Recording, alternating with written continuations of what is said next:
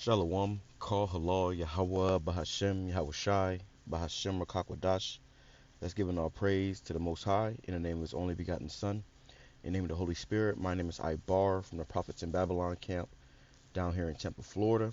And I want to give double honors to the elders and apostles of Great Millstone who taught us the truth and sincerity, peace and salutations to the hopeful elect scattered abroad. This is the book of Jeremiah, chapter 51, verse 19. The portion of Jacob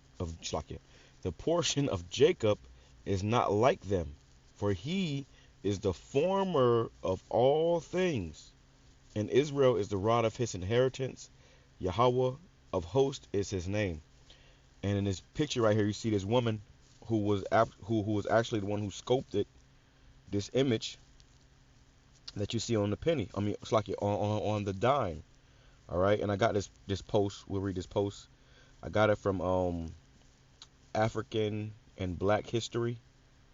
Follow this page, African and African. Wait, do I follow it? Oh, I guess I didn't, but I follow a different page like this, and it shows you how this woman, which I'm gonna read this. I'm gonna make it quick. I'm gonna make this too long, but she was the one that sculpted this image that you see on the dime today, and she didn't get any type of reward, okay, or she didn't get any. I guess she did later. Let me read this. Let's read this. It says, Selma Burke was a sculptor and a member of the Harlem Renaissance movement, best known for a bas-relief portrait of President Franklin D. Roosevelt. So this is for President Franklin D. Roosevelt, and she painted him. Okay, she was a sculptor. All right, and they took her image, and she didn't receive credit for it. It says she never received credit for her portrait of President D. Roosevelt, which was later featured on the U.S. dime, and it's on a dime to this day. All right, to this day, the same sculpture that she, sculpted, that image is on the dime. Okay, and she didn't receive any credit. Why? Because Jake is always robbed and spoiled. Let me grab that too. Y'all wrote this, I don't forget, but I want to read some of this. I'm gonna read this real quick. I'm sure on time. But yeah, man. And I was thinking about this the other day because Jacob is the former of all things. If you look around you, a lot of these things that were created, they were invented by Jakes, man. Jake was in slavery. They were the ones that had to work and were the workers. So in that, Jake was out here working, okay, and they made their job easier by creating these inventions. And they say that the only thing the white man, so-called white man Esau Edom, ever invented was the patent, okay, which he took credit for a lot of things that Jake created and ran with it, man. And Jake didn't get no compensation for it.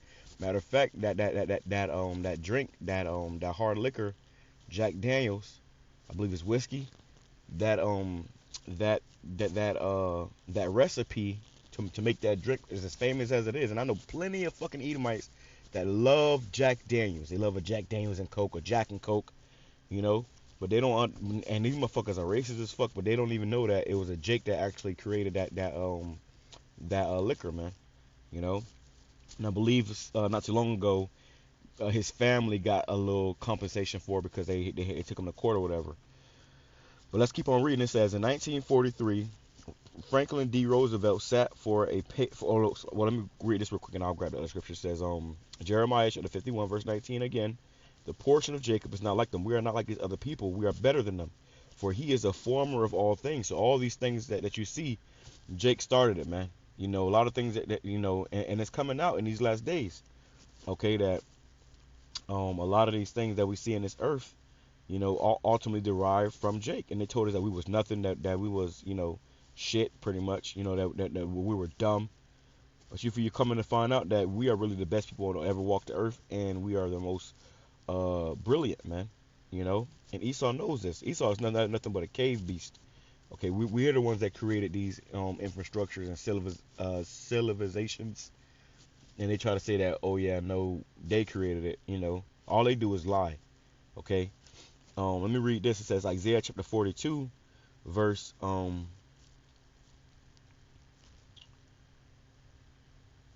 I get to the point, verse 22. It says, but this is a people robbed and spoiled. We are those people robbed and spoiled. How you got sculpted an image and it got put on a U.S. dime, but you didn't get a fucking dime for it? You see what I'm saying? It says, they are all of them snared in holes. They are hid in prison houses. They are for a prey, and none delivereth. For a spoil, and none saith restore. And they don't want to restore us. So it's going to be YAHAWASHI YAHAWASHI that restores us. It says, who among you will give ear to this?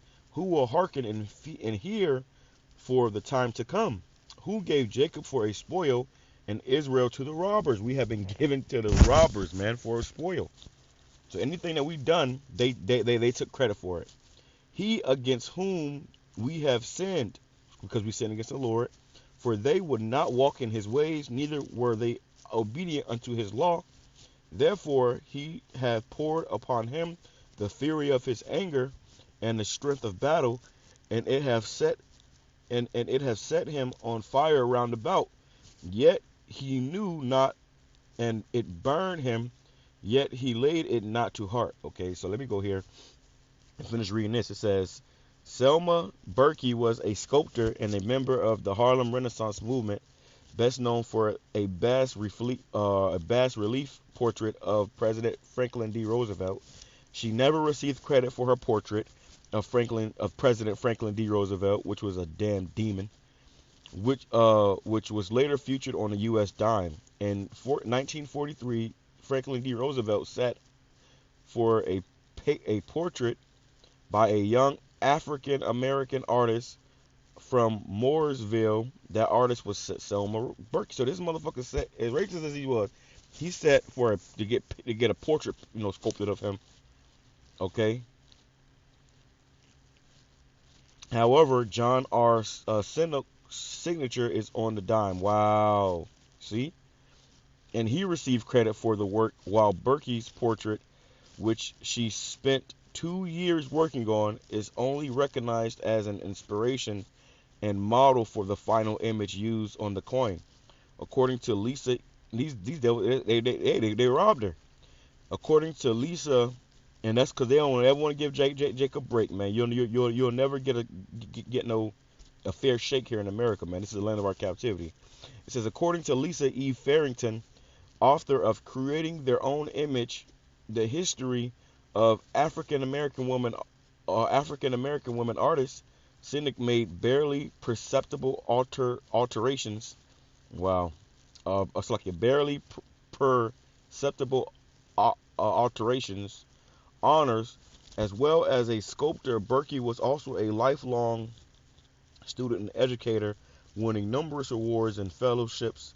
She earned her first degree from Winston-Salem State University in North Carolina, and eventually graduated with a Master of Fine Arts from Columbia. So this woman was, she was pretty bright. Esau took advantage of that. She started her first art school in 1940, eventually starting her second in 1946, and opened the Selma Burke Art Center in Pittsburgh, which operated from 1968 to 1981. Burke was an honorable member of Delta Sigma Theta sorority, which is a bunch of Greek, bullshit. She received several honorable doctorate degrees during her lifetime, including one awarded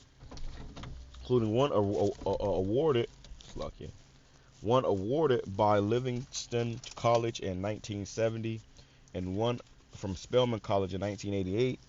Milton Shapp, then governor of Pennsylvania, declared 1975, so like in 1929, July 29, 1975, Selma Burke Day, in recognition of the artist's contribution to the art and education.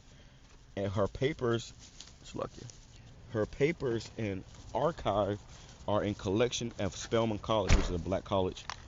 Burke was a member of the first group of women along the Lois Novelson, Alice Neal, yada yada yada, to receive a lifetime achievement awards from the women's